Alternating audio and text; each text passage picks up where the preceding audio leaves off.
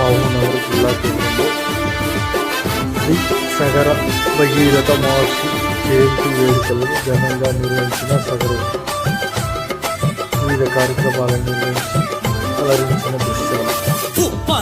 ఖ్యాతి నువ్వు చెప్పరా, ఈ సగర కులం గలం నువ్వు విప్పరా.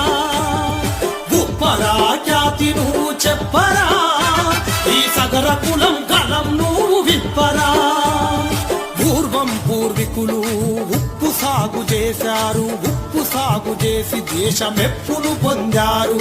మట్టితోనే ఇల్లు గట్టె సాంప్రదాయమే చాటి తరం మారే కొద్ది రాళ్ళు ఇటకలతో కట్టారు. ఉప్పరా ఖ్యాతి నువ్వు చెప్పరా, ఈ సగర కులం గలం నువ్వు విప్పరా.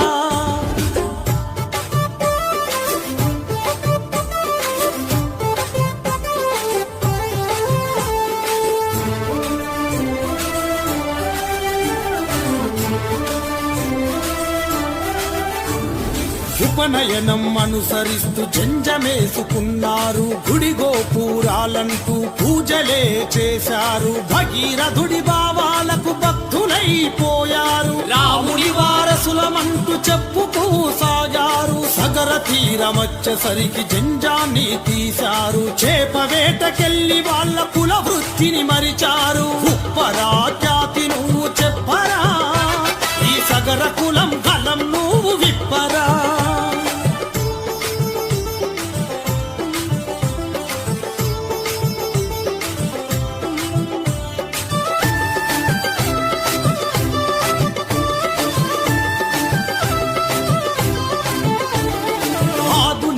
కాలములో అణిచివేయబడ్డారు, కుల వృత్తి లేక వారు ఇల్లు వదిలిపోయారు. యాంత్రీకరణ వచ్చేసరికి పని లేక మిగిలారు, పొట్ట కూటి కోసం వారు తట్టబుట్ట సర్దారు. ఇల్లు గట్టెటోళ్ళు వాళ్ళు ఇల్లు లేక ఉన్నారు, కళ్ళ నుంచి నీళ్లు వదిలి వలసలెల్ల సాగారు. ఉప్పరా ఖ్యాతి నువ్వు చెప్పరా, ఈ సగర కులం గలం నువ్వు విప్పరా.